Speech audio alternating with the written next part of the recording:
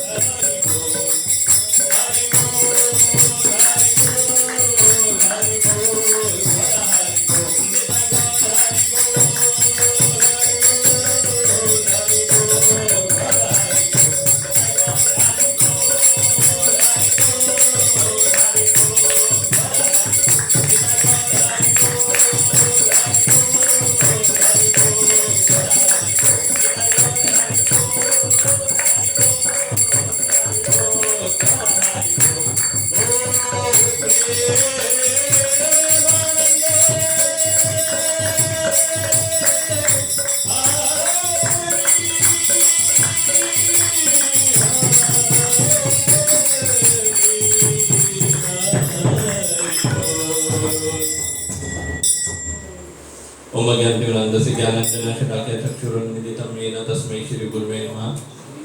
श्री चैतन्य मनोभीष्टं स्थापितं येन भूतले स्वयं रूपः कदा मह्यं ददाति स्वपदान्तिकं वन्देऽहं श्रीगुरुं श्रीयुतपदकमलं श्रीगुरुन् वैष्णवंश श्रीरूपं सागरजातं सागररघुनाथान्वितं तं सजीवं साद्वैतं सावधूतं परिजन सहितं कृष्ण चैतन्य देवं श्री राधा कृष्ण पादान् हे कृष्ण करुणा सिंधु दीन बंधु जगतपते गोपेश गोपिका कांता राधा कांता नमस्ते तप्त कांचन गौरांगी राधे वृंदावनेश्वरी वृषभानुसुते देवी परमामि हरिप्रिये वाञ्छा कल्पतरुभ्यश्च कृपा सिन्धुभ्येव च पतितानां पावनेभ्यो वैष्णवेभ्यो नमो नमः। जय श्री कृष्ण चैतन्य प्रभु नित्यानंद श्री अद्वैत गदाधर श्रीवासादि गौर भक्तवृंदा। सभी हाथों पर करिए बोलिए हरे कृष्णा कृष्णा कृष्णा हरे हरे हरे राम राम राम हरे हरे।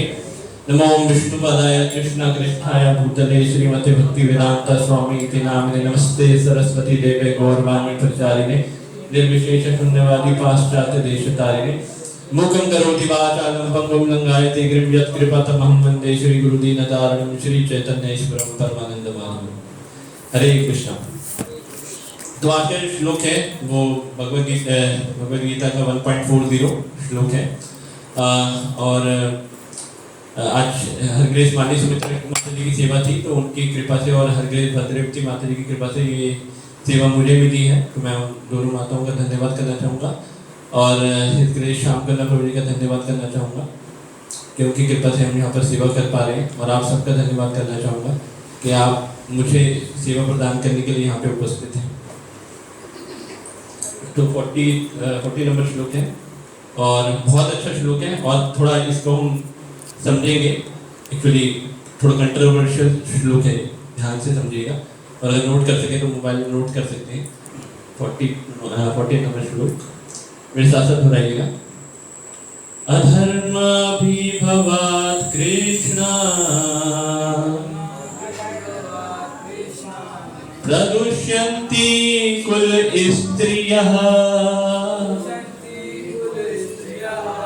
स्त्रीषु दृष्टासु वर्णेया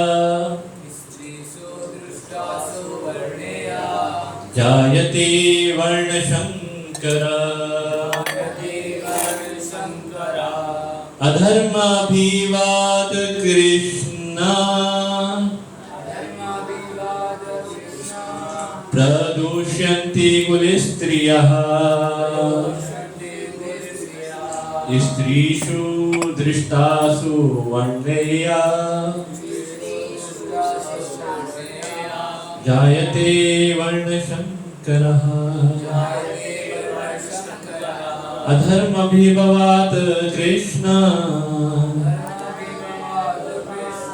प्रदुष्यन्ति कुलस्त्रियः स्त्रीषु दृष्टासु वर्णाये जायते वर्णशंकरः। मेरे साथ साथ दोहराइएगा। हे कृष्ण, जब कुल में अधर्म प्रमुख हो जाता है तो कुल की स्त्रियां दूषित हो जाती हैं और स्त्रीत्व के पतन से हे भरतवंशी, हे वृषणवंशी अवांछित संतानें उत्पन्न होती हैं। तात्पर्य श्रील प्रभुपाद जी के द्वारा जगत गुरु श्रील प्रभुपाद की जय। जीवन में शांति, सुख तथा आध्यात्मिक उन्नति का मुख्य सिद्धांत मानव समाज में अच्छी संतान का होना है। वर्णाश्रम धर्म के नियम इस प्रकार बनाए गए हैं कि राज्य तथा जाति की आध्यात्मिक उन्नति के लिए समाज में अच्छी संतान उत्पन्न हो। ऐसी संतान समाज में स्त्री के सतीत्व और उसकी निष्ठा पर निर्भर करती है। इंपॉर्टेंट लाइन है। जिस प्रकार बालक सरलता से कुमार्गगामी बन जाते हैं, उसी प्रकार स्त्रियां भी पतन उन्मुखी हो जाती हैं। अतः बालकों तथा स्त्रियों दोनों को ही समाज के वयोवृद्धों का संरक्षण आवश्यक है। स्त्रियां विभिन्न धार्मिक प्रथाओं में संलग्न रहने पर व्यभिचारिणी नहीं होंगी। चाणक्य पंडित के अनुसार सामान्यतः स्त्रियां अधिक बुद्धिमान नहीं होती, अतः वह विश्वसनीय नहीं है। ये कंट्रोवर्शियल है, कोई सोच सकता है ऐसे कैसे होती है। इसलिए उन्हें विविध कुल परंपराओं में व्यस्त रहना चाहिए और इस तरह उनके सतीत्व तथा अनुरक्ति से ऐसी संतान जन्मेगी जो वर्णाश्रम धर्म में भाग लेने के योग्य होगी। ऐसे वर्णाश्रम धर्म के विनाश से यह स्वाभाविक है कि स्त्रियां स्वतंत्रता पूर्वक पुरुषों से मिल सकेंगी। ऐसे वर्णाश्रम धर्म के विनाश से यह स्वाभाविक है कि स्त्रियां स्वतंत्रता पूर्वक पुरुषों से मिल सकेंगी, जो आजकल हम देखते हैं समाज में, और व्यभिचार को पराश्रय मिलेगा, जिससे अवांछित संतानें उत्पन्न होंगी। निठल्ले लोग भी समाज में व्यभिचार को प्रेरित करते हैं और इस तरह अवांछित बच्चों की बाढ़ आ जाती है। जैसे बारिश में आजकल जगह जगह बाढ़ आई हुई है, बाकी जगहों ऐसी बाढ़ आ जाती है, जिससे मानव जाति पर युद्ध और महामारी का संकट छा जाता है। तो इसके बारे में डिस्कस करेंगे। अर्जुन ने ना रीजन बताए थे, 5 रीजन बताए थे कि मैं युद्ध नहीं करना चाहता। पहला था कि मैं मित्र तथा संबंधियों के लिए उसका जो प्रेम था, है ना, करुणा थी, उसके कारण वो युद्ध नहीं करना चाहता। दूसरा था कि अगर वो विजय प्राप्त उसको हो भी गई तो वो विजय होने, ऐसी विजय से क्या फायदा जिसको भोगने के लिए बाद में कोई बचे ही ना। और दूसरा ये कि अगर सभी पुरुष मारे जाएंगे युद्ध के मैदान में तो स्त्रियां जो हैं उनको तो कोई भी उठा के ले जाएगा, उनका शोषण करेगा। चौथा है पारिवारिक परंपराएं वो भी नष्ट हो जाएंगी, है ना। जब स्त्रियों का शोषण होगा तो पारिवारिक परंपराएं नष्ट हो जाएंगी। और 5वां कारण ये था कि वो फैसला नहीं ले पा रहा था कि सही क्या है गलत क्या है। एक्चुअली में ये प्रॉब्लम थी, इसके बारे में हमने विस्तार से चर्चा करी थी। तो आज जो श्लोक है 1.40 उसके अंदर जो ये जो 4th क्वेश्चन पूछा गया था कि पारिवारिक परंपराओं का विनाश, ये क्वेश्चन पूछ रहा है अर्जुन, है ना। तो 1.39 से लेके 1.43 में अर्जुन ये क्वेश्चन कर रहा है श्री कृष्ण भगवान से कि जो हमारी कुल की पारिवारिक परंपराएं जो होती हैं वो नष्ट हो जाएंगी। तो यहाँ पे स्त्रियों के बारे में विशेष रूप से बताया गया है कि स्त्रियों के बारे में प्रभुपाद जी ने परपट में लिखा है। और परपट में लिखने से अगर कोई सिंपली पढ़ेगा बिना गाइडेंस के तो वो भ्रमित हो सकता है। तो वो ये सोच सकता है कि स्त्रियों को आजकल हम देखते हैं कि समाज के अंदर कहा जाता है कि स्त्रियां जो हैं उनको बराबरी का अधिकार मिलना चाहिए, स्त्रियां जो हैं किसी से कम नहीं है, स्त्रियां जो हैं कंधे से कंधा मिला के चलेंगी पुरुषों के साथ, ऐसा कोई काम नहीं है जो स्त्रियां वो पुरुष कर सकते हैं स्त्रियां नहीं कर सकती। इस तरह से स्त्रियों को ना इक्वालिटी के नाम पर, एकता मतलब एकता के नाम पे उनका शोषण होता है। On the name of equality they are being exploited. एकता के नाम पर उनका एक्सप्लॉइटेशन होता है। इसलिए आप समाज में देखते हैं कि जो दुर्व्यवहार की घटनाएं वो बढ़ रही हैं, कम नहीं हुई। दुर्व्यवहार की घटनाएं बढ़ रही हैं स्त्रियों में, रेप केसेस बढ़ रहे हैं, है ना, लिव इन रिलेशनशिप बढ़ रहा है, ये सब चीजें बढ़ रही हैं।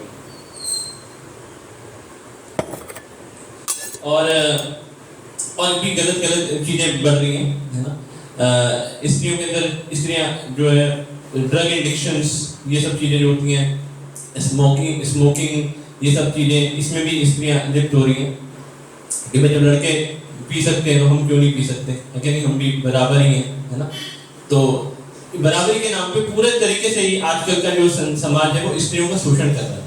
बराबरी, अरे तुम बराबर हो, कोई बात तुम बराबर हो, और फिर बराबर कह के उसका शोषण किया जा रहा है। और उनको ये नहीं पता लग रहा है कि हमारा शोषण हो रहा है। वो कहते हैं हाँ हम बराबर हैं, हम बराबर हैं तो इसके नाम पे उनका शोषण हो रहा है। तो सबसे पहले हमें ये समझना होगा कि जो स्त्रियां हैं और पुरुष हैं दोनों अलग अलग हैं। सबसे पहला कारण ये है, अगर आप कोई बता सकते हैं कि क्या कारण है, ऐसा कौन सा काम है जो स्त्री नहीं कर सकती या पुरुष नहीं करता, ऐसा कौन सा काम है जो पुरुष नहीं कर सकती स्त्री कर सकती है, ऐसा कौन सा काम है बताइए विष्णु प्रभु, ऐसा कौन सा काम है, कोई है बता सकता है कोई, जो पुरुष नहीं करती थी स्त्री कर सकती है? ये तो ठीक है, तो पुरुष भी चला सकते हैं, हाँ बच्चे को जन्म देना, है ना। लेकिन साइंटिस्ट लगे पड़े हैं, नहीं तो हम तो पुरुषों के अंदर भी बच्चे डालेंगे, है ना। तो मतलब उसकी वजह से दुर्गति हो रही है ना। लेकिन जो नेचर का लॉ है वो स्त्रियां बच्चों को जन्म दे सकती हैं और पुरुष नहीं दे सकते, है ना। ऐसा तो नहीं है कि एक महीने आप जन्म दे दो और नेक्स्ट टाइम देगा, ऐसा तो नहीं है कि स्त्रियां दे सकती हैं। तो स्त्रियों में कुछ क्वालिटीज होती हैं, वो ध्यान से सुनिएगा और वो सुनना समझना बहुत जरूरी है कि स्त्रियों के अंदर क्या क्वालिटीज होती हैं। स्त्रियां अपने आप को ना ये जो स्त्रियों को बोला जाता है कि आपको बराबरी का हक नहीं दिया जा रहा और ऐसा बोल के उनका शोषण किया जाता है, तो इस समाज को भगवत गीता पढ़ने की बहुत जरूरत है। उस भगवत गीता को पढ़ के उनको ये समझ में आएगा, खासकर स्त्रियों को ये समझ में आएगा कि हमारे साथ ये समाज क्या कर रहा है। तो स्त्रियों का जो पहले एक पॉइंट लेके चलते हैं। पहला पॉइंट ये है कि स्त्रियों के अंदर जो है स्त्रियों की शारीरिक संरचना होती है वो अलग होती है। जैसे पहला पॉइंट यही हो गया कि स्त्रियां बच्चे को जन्म दे सकती हैं, 9 महीने पेट में रख सकती हैं, आदमी नहीं रख सकता। दूसरा, स्त्रियों के अंदर इमोशंस ज्यादा होती हैं, इमोशंस ज्यादा होती हैं। इसलिए इसी इमोशन का फायदा उठा के स्त्री के इसी भावना का फायदा उठा के आजकल का समाज स्त्री को इमोशनल फूल बनाता है। और ये जो इमोशन है ना, उसकी सबसे बड़ी शक्ति है। अगर स्त्री अपने इस इमोशंस को भगवान की सेवा में लगाती है ना, तो ये इमोशंस स्त्री की सबसे बड़ी शक्ति है। स्त्री के अंदर इसी इमोशंस की वजह से इतनी बुद्धि होती है कि वो ये समझ जाती है कि वो सामने वाला व्यक्ति है उसको किस नजरों से देख रहा है। पुरुष ने देख के नहीं जज कर पाएगा कि ये जो सामने वाला व्यक्ति है वो उसकी इंटेंशन क्या है, लेकिन स्त्री जो होती है वो किसके चेहरे को देख के, उसकी मतलब आंखों को देख के ये समझ जाएगी कि इसके मन में क्या चल रहा है, इसकी इंटेंशन क्या है ना। क्योंकि आजकल फिल्में देख के और ये आजकल के सड़े हुए गाने सुन के स्त्रियां खुद अपनी मानसिकता खो बैठी हैं, इसलिए वो समझ के भी नहीं समझना चाहती कि वो व्यक्ति आपका शोषण करने वाला है। लेकिन जो स्त्री सतीत्व रखती है, जो जिसके अंदर चैस्टिटी है, एक सती सावित्री स्त्री है, वो देख के ही समझ जाएगी कि ये व्यक्ति जो है इसकी इंटेंशन क्या है, वो क्या चाहता है ना। और ये शक्ति बता रहा हूँ, स्त्रियों की शक्ति होती है। स्त्रियों के अंदर टॉलरेंस ज्यादा होती है, टॉलरेंस बहुत ज्यादा होती है। पुरुषों के अंदर इतनी टॉलरेंस नहीं होती है। आपने देखा होगा पुरुष ज़्यादातर इगोइस्टिक होते हैं, ज़्यादातर अहम भावना होता है, मैं घर का चलाने वाला हूँ, है ना। स्त्रियों को कई बार डांट देती है, लेकिन स्त्री को देखिए वो सहती है, वो सहती है। और सबसे बड़ी सहनशीलता की पहचान ये है, सबसे बड़ी सहनशीलता की पहचान ये कि 9 महीने वो गर्भ में बच्चे को रखती है। और 9 महीने किसी को गर्भ में रखना, है ना, आपके ऊपर एक बुक आपके सिर पे रख दी जाए, 1 घंटे के अंदर आप परेशान हो जाएंगे। 9 घंटे मतलब 9 महीने वो बच्चे को संभालती है, कितनी बड़ी बात है ना। आप समझ रहे हैं कितनी बड़ी बात है, कितनी उसके अंदर भगवान ने क्या कहते हैं उसे, टॉलरेंस को हिंदी में क्या बोलेंगे, सहनशीलता दी है। तो ये गुण है, कितने गुण हो गए, 3, है ना, 3 हो गए। तो ये जो ये और स्त्रियां जो थी मल्टीटास्किंग होती है, बहुत सारे काम एक साथ कर लेती है, बहुत सारे काम। मतलब व्यक्ति जो पुरुष होते हैं एक समय में एक काम अगर स्त्री ना हो तो ढंग से कर पाएंगे, लेकिन स्त्रियां जो हैं वो बहुत सारे काम उसको एक ही समय में कर सकते हैं। घर की सफाई भी कर लेगी, पति के लिए भोजन भी बना रही है, और फिर वो स्कूल में जाके पढ़ा भी रही है, बहुत सारे काम चलते रहते हैं, मतलब कई सारी चीजें होती रहती हैं, लेकिन पुरुष ऐसा नहीं कर सकता। अब स्कूल में बच्चों के नंबर, लड़कों के नंबर आने का सबसे मेन कारण क्या है, वो ये कारण है कि वो एक काम एक सही तरीके से तब कर सकते हैं जब स्त्रियां ना हो। स्कूल में वो एजुकेशन है, सारा ध्यान लड़कों का लड़कियों की तरफ रहता है और लड़कियों का पूरा ध्यान अपनी पढ़ाई में रहता है। लड़कियां कैरियर कॉन्शियस होती हैं, क्योंकि वो समझती हैं कि भाई हमें ये भी करना है और बाकी नौटंकीबाजी भी करनी है, वो भी मतलब एक्चुअली क्या है ना कि माया इस तरह से घुमाती है, स्त्रियों को ये लगता है कि हम लड़कों का फायदा उठा रहे हैं, है ना, और लड़कों को क्या लगता है कि नहीं हम स्त्रियों का फायदा उठा रहे हैं, ऐसा लगता है। अपनी प्रायोरिटीज को कोई सेट नहीं कर पाता, तो मतलब इसलिए ज्यादातर लड़के जो होते हैं वो घूम रहे होते हैं कॉपी किताबें उठा के, मतलब कि भाई नंबर नहीं आए, नंबर नहीं आए, और उनको उम्मीद ही, अब तो उम्मीद ही छोड़ दी है लड़कों ने कि भाई कभी नंबर आएंगे लड़कियों को पूरा कॉन्फिडेंस है कि भाई चार लड़के होते हैं, भाई होमवर्क करने के लिए, प्रोजेक्ट बनाने के लिए अपना पूरा फोकस रहता है, अपना काम चलता रहता है ना, है ना। फिर क्या अपनी इमोशन की जो शक्ति होती है उससे वो विध्वंस भी कर देती है। कई बार आपने देखा होगा लड़कियां जो ब्रेकअप हो जाता है, बेचारा लड़का तैयारी करता है कि कैसे मरना है, मुझे पंखे लटक के मरना है, या बाइक से कूद के मरना है, या ट्रेन के आगे सामने आके मरना है, इस तरीके से भी वो अपने इमोशंस को ऐसा कर देती है। आप समझ रहे हैं मेरी बात, मैं इमोशंस को इसमें ऐसे घुमा भी सकती है, वही इमोशंस उनको भी बर्बाद कर सकते हैं और वही इमोशन दूसरे को भी बर्बाद कर सकते हैं, और वही इमोशंस अगर भक्ति में लगते हैं तो वे समाज का कल्याण कर सकते हैं और ऐसी संतानें उत्पन्न कर सकते हैं जो आगे चल के प्रचार करेंगे। ऐसी संतानें, ऐसी जो धर्म को लेके आगे बढ़ेंगी, ऐसी संतानें उत्पन्न हो सकती है ना। लेकिन आजकल ऐसा हो नहीं रहा, इंद्र तृप्ति करते हैं और फिर संतानें होती हैं, वो संतानें कार्टून होती हैं, मतलब क्योंकि हमने पूरे जिंदगी कार्टून देखा है, तो जो फिजिकल रिलेशनशिप के बाद जो व्यक्ति उत्पन्न होगा वो कार्टून होगा, उसको कितना भी कहो भक्ति करे वो नहीं, उसके क्योंकि उसके संस्कार ही नहीं हुए, ठीक है। तो ये स्त्रियों का गुण है। अब स्त्रियों के अंदर क्या थोड़ी कमी होती है वो सुन लीजिए, पहले गुण बता दिए, नहीं तो फिर अपने आप को प्रोटेक्ट रखना बहुत जरूरी है। तो उनके अंदर क्या कमी होती है, कमी ये होती है कि उनके अंदर ना उनके जैसे कहते हैं प्रभुपाद जी ने लिखा है यहाँ पर, प्रभुपाद जी लिखते हैं कि स्त्रियां अधिक बुद्धिमान नहीं होती, है ना, कमकर मतलब का ये मतलब नहीं है अच्छा पूरा घर संभाल रही है ना, नौकरी कर रही है, तो फिर इससे क्या पता लगता है, इससे तो यही पता लगता है कि वो कमकर मतलब जो लिखा हुआ है वो ऐसा नहीं है, वो तो बुद्धिमान है। यहाँ पर उनके अंदर बुद्धि कम होती है, यहाँ पर किस संदर्भ में लिखा गया है वो समझना जरूरी है। उनके अंदर दर्शन शास्त्र को समझने की शक्ति कम होती है, जो आध्यात्मिक ज्ञान है उसको समझने की शक्ति पुरुषों के मुकाबले कम होती है।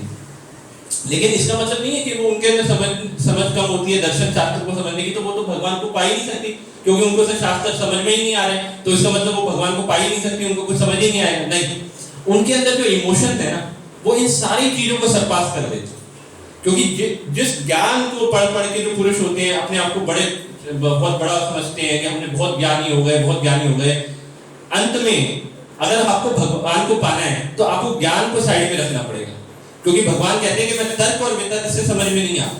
अगर आपको मुझको समझना है तो आपको प्रेम, आपके अंदर हृदय में प्रेम होना चाहिए, क्योंकि हृदय पुरुषों का इतना कठोर हो जाता है अहम भावना के कारण। अहम भावना पुरुष के अंदर ज्यादा होती है, तो उस अहम भावना को तोड़ने के लिए उसको शास्त्र पढ़ के अपनी बुद्धि को ठिकाने पे लाना होता है कि भाई तुम कुछ नहीं हो, जो है वो सब भगवान है ना।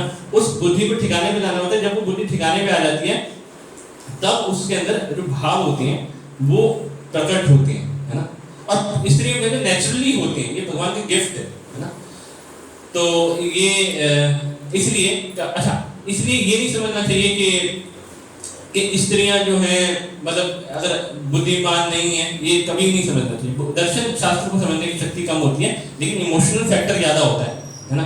तो आप को ये भी कह सकते हैं अरे ऐसे कैसे बोल दिया, दर्शन शास्त्र को शक्ति कम होती है समझने की, ऐसा कैसे बोल दिया। एक पॉइंट को भी पकड़ के कोई केस कर सकता है ना कि ये तुमने ऐसा कैसे बोल दिया कि दर्शन का बहुत बड़ी स्कॉलर्स हैं, ये पढ़ चुकी है, वो पढ़ चुकी है। एक्चुअली ना लड़ने के लिए तो बहुत सारी चीजें, जिसको लड़ना है वो तो लड़ेगा, है ना, और जिसे समझना है वो समझेगा। दर्शन शास्त्र को समझने की शक्ति होती है, सबके अंदर होती है, लेकिन अगर वो भगवान की भक्ति करेगा तो भगवान बुद्धि देते हैं, है ना। लेकिन इन जैसा भगवान ने बनाया है तो भगवान बता रहे हैं कि मैंने कौन सा मतलब उसके अंदर क्वालिटी डाली है, कौन सा गुण पुरुष के अंदर दिया है, कौन सा स्त्री के अंदर दिया है ना। अब बच्चा जो सोचे, बच्चा ये छोटा बच्चा है, वो ये सोचे कि मैं आज पापा आप ना स्कूल जाओ बैग पकड़ के, है ना, और एग्जाम दे के आओ, मैं तो फेल होता रहता हूँ, आप पास हो जाना, मैं आपके काम पे जाता हूँ, मैं नौकरी करके आता हूँ। ऐसा हो नहीं पाएगा नहीं हो पाएगा, क्योंकि पिताजी हैं, बच्चा है ना। अब ये थोड़ी अगर उस पर बच्चा केस कर ले, पिताजी ने मेरे को जाने नहीं दिया ऑफिस, और पिताजी की हिम्मत कैसे हुई मेरे को ऐसा बोलने की, मैं नौकरी नहीं कर सकता क्या, मेरे अधिकारों को मुझसे छीना जा रहा है, भगवान ने मेरे को 2 टांगे 2 हाथ में 1 सिर दिया है ना, और मेरे को उसका दुरुपयोग करने के लिए कहा जा रहा है, मैं नौकरी करूंगा, है ना। ये क्या ठीक रहेगा? नहीं ना। सबकी अपनी क्लास है, एक है नर्सरी क्लास, एक है फर्स्ट क्लास, एक है 12th क्लास, है ना। तो 12th क्लास का बच्चा जो है वो नर्सरी क्लास का बच्चा जो है वो कहेगा मैं 12th क्लास में जाऊंगा, और 12th क्लास का बच्चा जाएगा कि मैं नर्सरी क्लास में जाऊंगा, है ना। तो सब गड़बड़ हो जाएगी, है ना। सबकी क्लास है, नर्सरी क्लास का बच्चा अपनी क्लास में फर्स्ट है, 12वीं क्लास का बच्चा अपनी क्लास में फर्स्ट है, दोनों का कोई कंपैरिजन नहीं। तो स्त्रियों को गलत नहीं समझना चाहिए, कम नहीं समझना चाहिए। शास्त्रों में बताया गया जो स्त्रियां हैं ना वो पुरुषों से भी श्रेष्ठ है। स्त्रियों को कहा गया कि स्त्रियां जो हैं हीरे की तरह है। हीरे को आप क्या करते हैं, बाहर तार पे टांग के रखते हैं कि ये हीरा टंग रहा है, आओ जरा देख लो इसको, हीरे को, ऐसे तो नहीं है ना। जैसे कपड़े टांग के रखने वाले हीरा टंग रहा है, क्योंकि देखा आपने कपड़े के साथ एक हीरा टंग, हीरे का 10 लाख का हार टंग रहा हो और लोग देखने आ रहे हैं अरे वाह हीरा टंग रहा है, लोग आके एक हीरा उसमें से लेके जा रहे हैं, फिर दूसरा हीरा लेके जा रहे हैं। यही होगा अगर स्त्रियों को इक्वालिटी के नाम पे बाहर एक्सपोज करा जाएगा, तो ये समाज जिसकी चेतना इतनी दूषित है कि मतलब उसके अंदर इनपुट गलत डाला गया है, तो इनपुट जब गलत डल गया तो बुद्धि भ्रष्ट हो गई। तो जिस चीजों से इनपुट डाला गया, मतलब आंखों से आपने जिंदगी भर गलत देखा, कानों से आपने जिंदगी भर गलत सुना, है ना, मुंह से जिंदगी भर आपके मुंह से गालियां ही निकलती हैं, है ना, 10 गाली के बाद एक बात होती है आजकल। तो जब ये चीजें हो रही हैं तो वो व्यक्ति किसी स्त्री को देखेगा तो पहली भावना उसके अंदर यही आएगी कि इसका भोग कैसे करा जाए।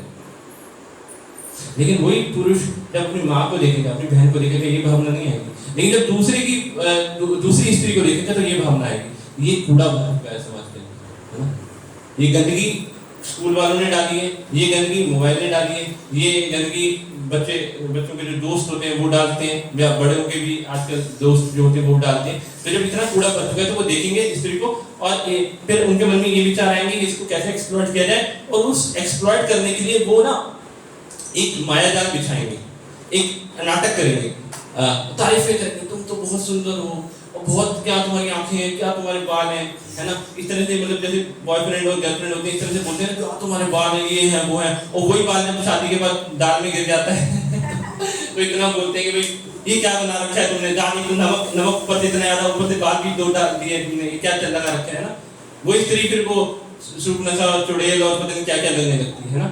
ये समाज की कड़वी सच्चाई है। पहले वही पुरुष एक्सप्लॉइट करता है, शादी के बाद वही पुरुष उसकी बेइज्जती करता है ना। आप समझ रहे हैं साइकोलॉजी क्या है? स्त्रियां ना, स्त्रियों के इक्वालिटी के नाम पे उनका शोषण हो रहा है। तो स्त्रियां क्या है, गहना है और गहने को बाहर नहीं रखा जाता, उनको तिजोरी के अंदर रखा जाता है। और तिजोरी के अंदर रख के ये नहीं कि उसके ऊपर चींटियां चल रही हैं, उसके ऊपर मकड़ी के जाले बने हुए हैं। वो एक चीज होती है जो मतलब प्राइवेट होती है। मतलब वो गहने जो होते हैं वो अपने आपकी सबसे कीमती वस्तु होती है, जो आपने बहुत मेहनत से प्राप्त किया होता है ना, वो आपकी होती, आपके लिए होती है। तो उसी तरीके से स्त्रियां जो होती हैं जब वो छोटी होती हैं तो वो किसके लिए होती हैं? अपने माँ बाप के लिए होती है। माँ बाप का फर्ज है जो उनकी वो रक्षा करे। और जब जैसी थोड़ी बड़ी होती है तो वो किसके लिए होती है? वो पति के लिए होती है। ये पति की रिस्पॉन्सिबिलिटी है कि वो अपनी पत्नी की रक्षा करे, उसका दुख सुख में साथ दे। पत्नी कोई घर की नौकरानी नहीं है कि भाई आ गई है तो तुम आप जो चाहोगे उसके साथ करोगे। इसका बहुत बड़ा रिएक्शन मिलता है। अगर आप पत्नी के साथ ढंग से बिहेव नहीं कर रहे हो, उसको गाली दे रहे हो, उसका शोषण कर रहे हो, तो आप कहते हैं ना पति का कुछ शेयर पत्नी को भी मिलता है, वो आपकी पार्टनर है, तो आप खुद नरक में जाओगे। क्योंकि आपने उसको भी उसके साथ गलत करा है, तो उसको इतना यातनाएं नहीं मिलेगी जितनी आपको मिलेगी। इसलिए स्त्री गहना है, आपके घर में गहना है, उसको संभाल के रखना चाहिए। तो और उसके पति के बाद फिर वो जब पति बूढ़ा हो जाता है तो वो वानप्रस्थ चला जाता है, तो उसके बाद वो स्त्री किसका गहना है? वो अपने पुत्र का गहना है। पुत्र अपनी माँ की सेवा करता है, उनके दुख सुख में साथ देता है। ये हमारा वैदिक कल्चर है, ये हमारे संस्कार है, जो आजकल का समाज एकता के नाम पर, मतलब स्त्रियों को भी बराबर हक मिलना चाहिए, उसके नाम पर स्त्रियों का शोषण करके इस हक को खत्म कर रहे हैं। तो इसलिए हमें ये समझना चाहिए कि स्त्रियों के क्या पहलू है। अगर कोई ये नहीं समझेगा तो आने वाला समय जो है वो बहुत ही खतरनाक है। और अगर प्रभुपाद जी कहते हैं कि प्रभुपाद जी ने तो बहुत डिटेल में लिखा है कि अगर स्त्रियों का शोषण होता है, मान लीजिए समाज के अंदर स्त्रियों का शोषण होता है, तो स्त्रियों के शोषण की वजह से जो स्त्री के इसका जो बच्चा होता है, मतलब आने वाले समय में उसकी संतान है, सीधा असर उसके चेतना पे जाता है। आजकल आप देखते होंगे कि देखिए मैं कड़वी सच्चाई बता रहा हूँ, आप बुरा मत मानिएगा, ये तो प्रभुपाद जी की कृपा है कि हम सब भक्ति कर पा रहे हैं। 99% इस भौतिक संसार में जो संतानें उत्पन्न होती हैं, उनका जो बेस होता है वो इंद्र तृप्ति की होती है। किसी को ये नहीं ऐसा सोच के कोई संतान उत्पन्न नहीं करता कि अब एक ऐसा भक्त पैदा होगा जो प्रभुपाद के मिशन को आगे बढ़ाएगा, या फिर एक ऐसा भक्त होगा जो भगवान का परम भक्त होगा, है ना, और जो मेरे को भी भक्ति देगा, है ना, ऐसा कुछ भाव नहीं होता। तो इसलिए जितनी भी संतानें होती हैं वो सब कर्मों की वजह से, उस समय कौन सा कर्म भारी हो गया उसकी वजह से जो मानसिकता ट्रांसफर होती है, मतलब वीर्य के थ्रू जो है माता के गर्भ में जो है जो आत्मा प्रवेश करती है, वो जो आत्मा है वो उसके अंदर क्या चेतना है वो उस डिपेंड करता है उस समय पुरुष की क्या चेतना है और माता की क्या चेतना है। और जो वो वीर्य होता है वो करोड़ों में होते हैं और उसमें करोड़ों आत्माएं होती हैं और वो कंपटीशन चलता रहता है कि इस संडे के पास मैं पहुंचूंगा, इस संडे के पास मैं पहुंचूंगा, कंपटीशन चलता है। जैसे समाज के अंदर कंपटीशन होता है वैसे मतलब शरीर के अंदर भी कंपटीशन चलता रहता है। इतनी लड़ाई झगड़े कर करके वो बेचारा आत्मा जो है, एक आत्मा जो जिसको एक शरीर मिलता है, इतना बेचारा पिटने के बाद वो उसको प्राप्त होती है एक कुर्सी, है ना। कई बार पिक्चर हॉल में पिक्चर देखने जाते हैं तो हाउसफुल होता है, बेचारा कहता है कि भैया तुम 100 रुपये एक्स्ट्रा ले लो, मेरे को सीट दे दो, है ना। ब्लैक में भी टिकट निकल जाती है तो बेचारे को एक सीट मिलती है, उस सीट पे बैठ के आता है और वो भी फर्नीचर सीट होती है, क्योंकि कोई पहले ना कोई गर्भधान संस्कार हुआ है, 16 संस्कार होती है, 16 संस्कार में एक भी संस्कार नहीं हुआ है। ऊपर से माताएं जो है कार्टून नेटवर्क देख के और फिल्में देख के, सास बहू के सीरियल देख के चेतना वैसे ही खराब कर देती है। पति की धज्जियां उसके बॉस उड़ा देता है ऑफिस के अंदर, है ना। और बेचारा पति क्या करता है रात को क्या करता है, वो पीता है, वो शराब पी गए, सिगरेट पी गए, उसके दिमाग में इतना स्ट्रेस होता है तो खुशी नहीं मिल पा रही है। क्या करें, खुशी कहाँ से मिलेगी? चलो कह रहे हैं बोतल चढ़ा लेता हूँ कुछ तो खुशी मिलेगी, लेकिन खुशी नहीं है। इससे क्या होता है, पूरा वंश नष्ट हो जाता है, पूरा वंश नष्ट हो जाता है, आने वाली कुल के कुल नष्ट हो जाते हैं, पुराने जितने भी संस्कार होते हैं सब भ्रष्ट हो जाते हैं। और इसमें यहाँ पे भगवान ये कह रहे हैं, वो अर्जुन ये कह रहे हैं कि अर्जुन को यही डर है कि हमारा तो कुल नष्ट हो जाएगा। ये जितने पति हैं स्त्रियों के वो मर जाएंगे और जो स्त्रियां हैं उनको कोई भी आके शोषण कर देगा, कुल नष्ट हो जाएंगे, हमें पिंडदान कौन करेगा, है ना। इसका उत्तर मैं सिर्फ एक लाइन में दूंगा डिटेल में तो चर्चा हम बहुत कर सकते हैं। इसका उत्तर एक लाइन में ये है कि कृष्ण भगवान दूसरे अध्याय में कहते हैं कि अर्जुन तुम अपने कुल के बारे में सोच रहे हो। अगर ये नमूने इस संसार में रहेंगे, नमूने कौन से? पीने वाले, है ना, ड्रग्स लेने वाले, है ना, दूसरों के अधिकारों को छीनने वाले, दूसरी की पत्नियों पर गलत नजर रखने वाले, या फिर जितना समाज में गंद है, 4 नियमों को तोड़ने वाले, ऐसे नमूने अगर इस संसार में रहेंगे तो क्या होगा कि ये लोग जो है ना अपनी पत्नियों को बर्बाद करेंगे, क्योंकि इनको बर्बाद करेंगे फिर गंदी संतानें उत्पन्न होंगी, और उसके बाद बाहर भी लोगों को बर्बाद करेंगे। तो तुम क्या चाहते हो? तुम अपने कुल के बारे में सोच रहे हो। लेट देम फिनिश, इन सबको मरने दो, इन सबको मरने दो, सब मरेंगे। एक नई जनरेशन आएगी जो भक्त होगी, सबको मरने दो।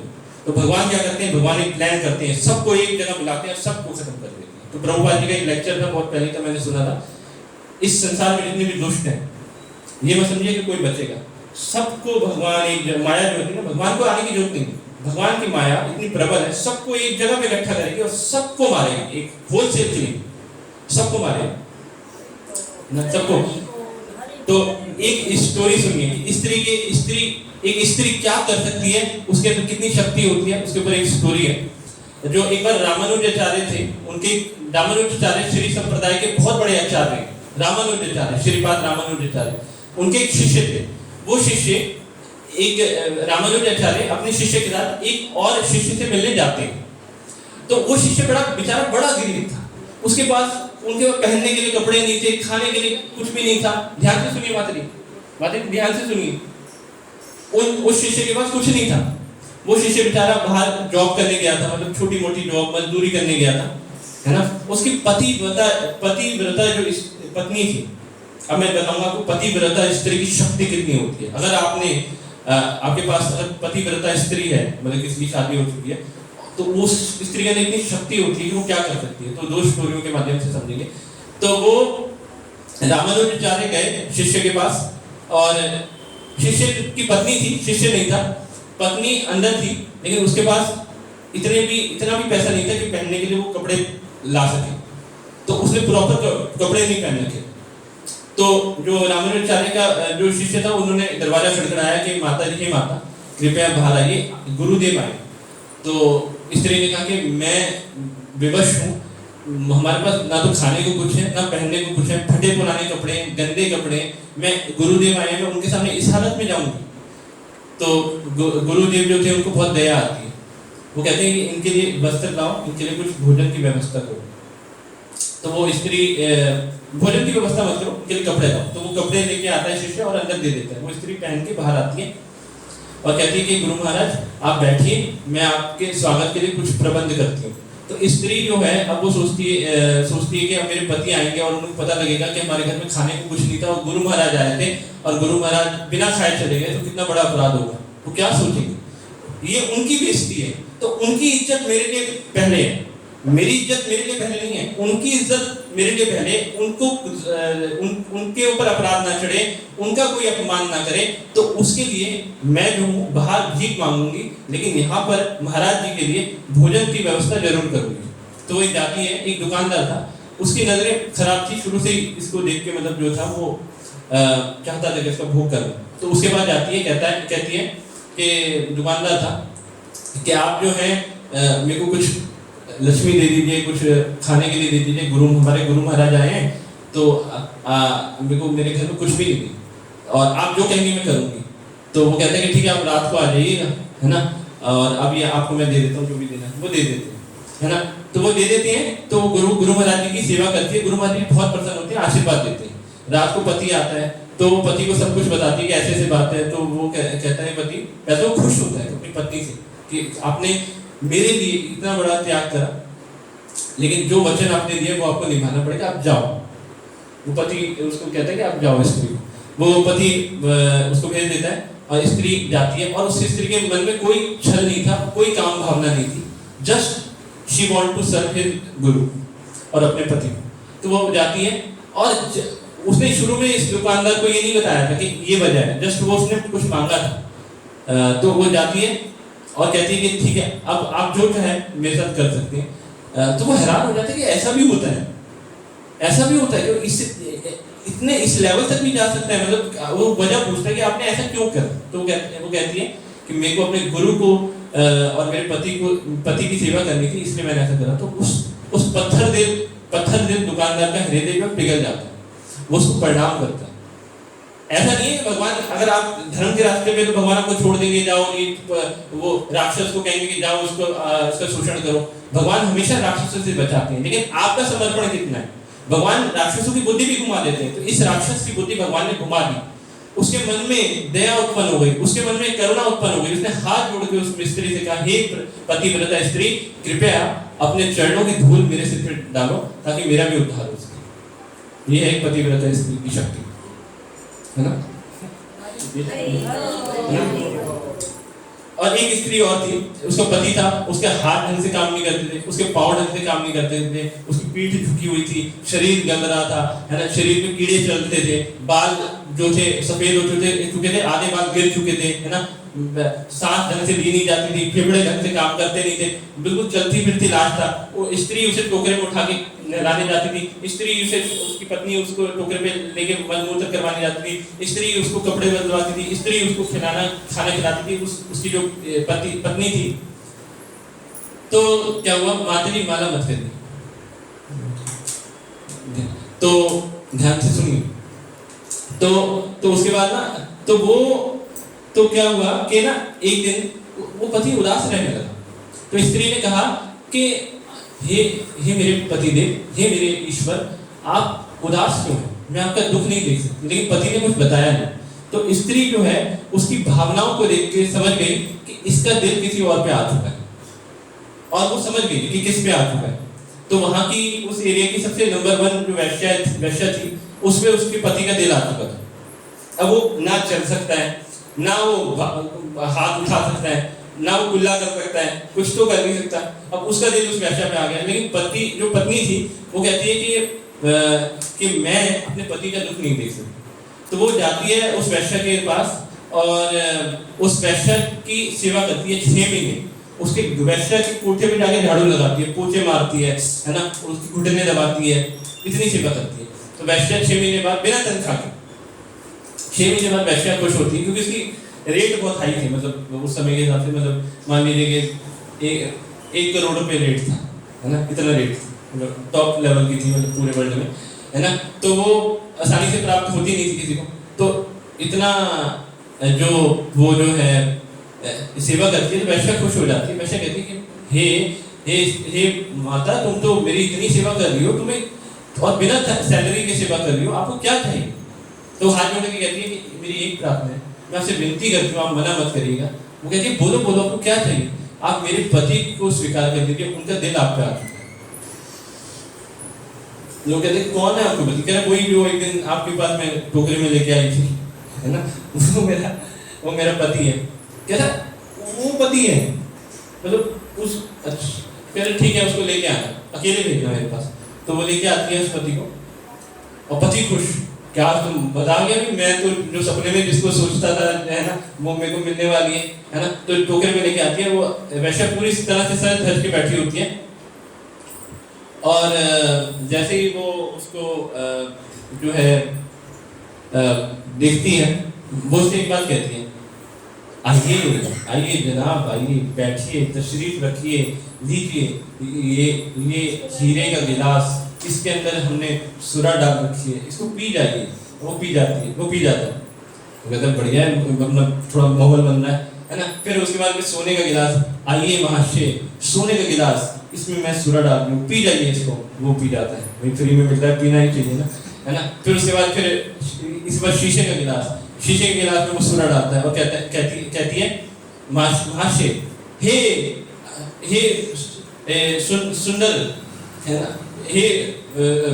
हे बलवान, हे शूरवीर, पी जाइए इसको, है ना। वो शीशे के गिलास में डाल के देती है, वो भी मतलब वो पी जाता है। उसके बाद वो मिट्टी के गिलास में देती है, वो भी पी जाता है। तो उसके बाद वो कहती है कि मैं तुम्हारी सारी इच्छा पूरी करूंगी, लेकिन एक बात बताओ कि ये जो सुरा मैंने तुम्हें अलग अलग गिलासेस में डाल के दी, इसमें इस सारी सुरा में क्या अंतर है? कोई तुम्हें फर्क दिखाई दिया?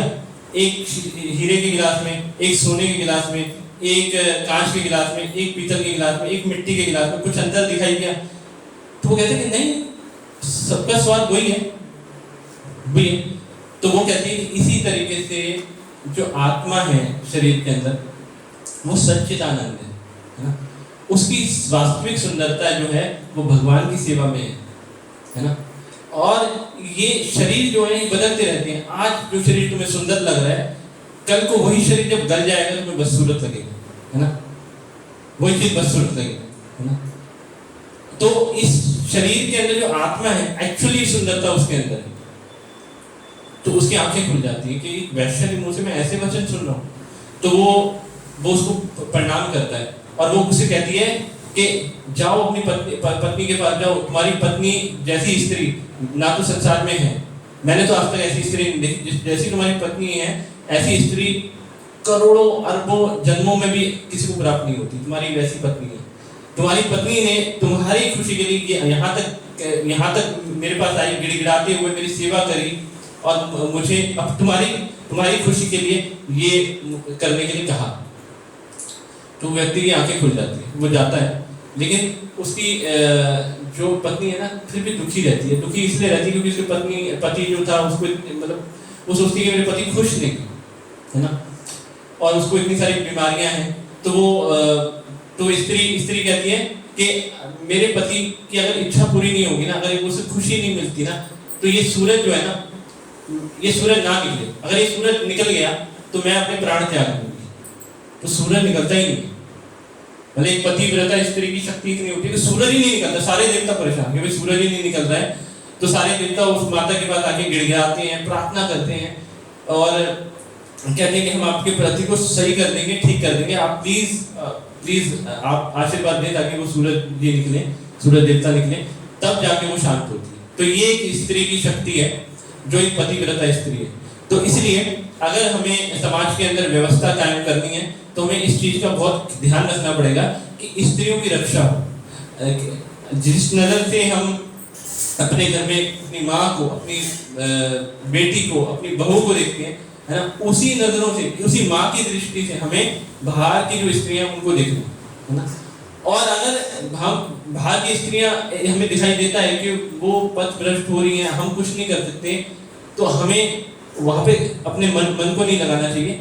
हमें इस संसार के अंदर जो लोग सुधर सकते हैं उनको सुधारना चाहिए, है ना, और स्त्रियों को बचाना चाहिए। नहीं तो आजकल हर बोतल के ऐड में, कोल्ड ड्रिंक की बोतल के ऐड में स्त्रियां, हर रिसेप्शन पे स्त्रियां, है ना, अब पेट्रोल पंप पे भी स्त्रियां ही हैं, है ना, हर जगह पे स्त्रियां, मतलब हर जगह पे, मॉल में स्त्रियां, कहीं भी जाए आप स्त्रियां हैं। तो ये क्या है? आपने अपने घर के गहने को आपने बाहर सजा के रख दिया थाली पे।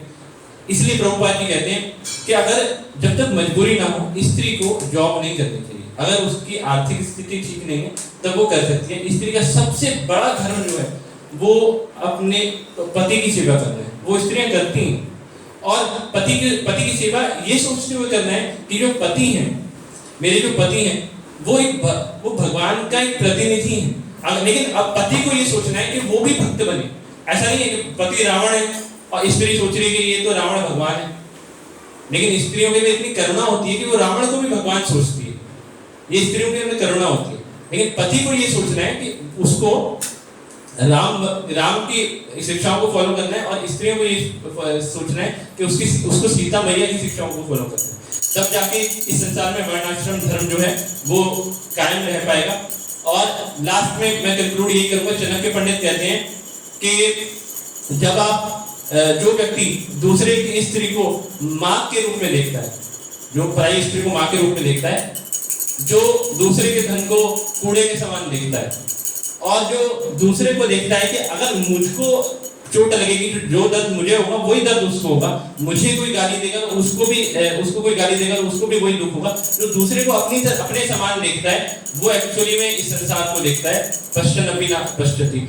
और जो ऐसा नहीं देखता है वो देखकर भी नहीं देखता है, वो अंधा है ना। तो आज हमने स्त्रियों के हक के बारे में बात करी कि स्त्रियों को वास्तविक अधिकार क्या होता है, हक क्या होता है, और स्त्री और पुरुष में क्या फर्क होता है। स्त्रियों के अंदर क्या क्वालिटीज होती हैं और पुरुषों के अंदर क्या क्वालिटीज होती हैं, स्त्रियों के क्या अधिकार होते हैं, पुरुषों के क्या अधिकार होते हैं, और सब अपने अधिकारों को अगर ठीक तरीके से निभाते हैं तो किस तरीके से हम वर्ण आश्रम व्यवस्था को कायम रख सकते हैं और वैष्णव बन सकते हैं। तो स्त्री अगर वैष्णव है, अगर स्त्री वैष्णव है तो वो उसके लिए जो स्त्री जो वैष्णव बन जाती है ना, वो वर्णाश्रम धर्म से भी ऊपर निकल जाती है। एक स्त्री जो होती है ना, वर्णाश्रम धर्म से भी ऊपर निकल जाती है अगर वो वैष्णवी बन जाती है, वैष्णव बन जाती है। तो जो स्त्रियां भक्त हैं, जो भक्ति कर रही हैं, वो अगर कोई पति है और उसकी वाइफ अगर भक्ति कर रही है तो उसको तो उसके चरणों पे जल छिड़क के अपने शरीर पे छिड़क लेना चाहिए उस जल को, क्योंकि ऐसी स्त्री होना जो कि भक्त है, इतने सौभाग्य की बात है, इतने सौभाग्य की बात है कि आपके कुल तर गया, मतलब इस तरीके से। और ऐसी स्त्री को हमें पलकों पे बिठाना चाहिए, मतलब जो उसके पति हैं उसको पलकों पे बिठाना चाहिए, उसको कोई कष्ट नहीं देना चाहिए, है ना, उसको पूरा सम्मान करना चाहिए। और वहीं दूसरी और स्त्री का ये फर्ज है कि वो अपने पति के लिए निरंतर उसको प्रसाद दे, है ना, भगवान के साथ उसके संबंध को स्थापित करने के लिए उसकी सेवा करे, मतलब इस तरीके से उसको ऐसा माहौल बनाना चाहिए। तो जब ऐसा माहौल बनेगा ना तो घर ही एक मंदिर हो जाएगा, घर ही एक मंदिर हो जाएगा, है ना। फिर जो संतानें होंगी ना वो बचपन से ही संस्कारी होंगी। उसके अंदर अगर कोई कहेगा ना चल आना पबजी खेलते हैं, उस व्यक्ति को कोई कहेगा ना, उसके अंदर इतने ठोस संस्कार होंगे कि उसको कोई हिला नहीं सकता, उसको कोई हिला नहीं सकता। उसके अंदर इतनी ताकत होगी, पहले जमाने में लोगों के अंदर हाथी बल होता था, एलिफेंट पावर, उसके अंदर हाथी जितनी शक्ति होगी और वो व्यक्ति डरपोक नहीं होगा, वो बोल्ड होगा। अगर उसको सच बोलना है तो करोड़ों लोग भी बैठे होंगे तो वो सच बोलेगा, है ना। और वीर्य से ही वीरता आती है, तो जो अपने वीर्य को धारण नहीं कर सकता, और ऐसे लोग वही होते हैं जो धारण नहीं कर सकते, जो वर्णाश्रम धर्म को फॉलो नहीं करते हैं, जो गलत चीजें देखते हैं। तो अगर हमें अपने वर्णाश्रम धर्म को यहाँ पे व्यवस्थित करना है, जो आज श्लोक में हमने देखा, तो हमें प्रभुपाद जी ने जो परपट दिया उसको ध्यान से पढ़ना होगा, भगवत गीता की शिक्षाओं को अपने जीवन में उतारना होगा, और गलत चीज को बिल्कुल गलत कह के उसको बिल्कुल कूड़े में डाल देना होगा। खासकर यहाँ पे अगर स्टूडेंट हैं, अगर आपको कोई आपका ऐसा दोस्त है या फिर कोई आप ऐसी एप्लीकेशन है जो आपको परेशान करती है, मोबाइल बंद कर दो, फोड़ दो मोबाइल, कुछ कर दो, है ना। वो चीज सामने, कोल्ड ड्रिंक से आपको कोल्ड ड्रिंक आपको पागल कर रही है, कोल्ड ड्रिंक सामने, कोल्ड ड्रिंक की बोतल रखना बंद कर दो फ्रिज के अंदर, है ना। किसी व्यक्ति विशेष से आपको कोई परेशानी हो रही है तो उसको मत फोड़ना, है ना। उससे दूर रहना है, मतलब उससे पता चला कि व्यक्ति विशेष को आप फोड़ के आ गए, ऐसा नहीं करना। व्यक्ति विशेष से दूर रहिए, आंखें बंद कर लीजिए, कान बंद कर लीजिए, गाली जी के बंदर बन जाइए, है ना, लेकिन अच्छी बातों को सुनने के लिए कान खोल दीजिए, है ना। हरे कृष्णा हरे कृष्णा कृष्ण हरे राम हरे राम। कोई गलती हुई क्षमा करें, टॉपिक थोड़ा ऐसा ही था, थोड़ा टाइम ज़्यादा ले लिया।